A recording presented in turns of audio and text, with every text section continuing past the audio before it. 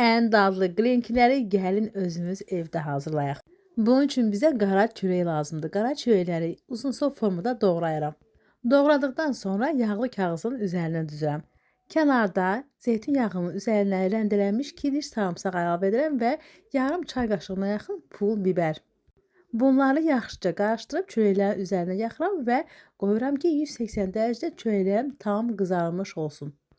Çörəklər yaxşı qızardıqdan sonra tam o xırçıltılı hala aldıqdan sonra xama və yaxud da labını götürürük və çörəklərin üzərinə əlavə edirik.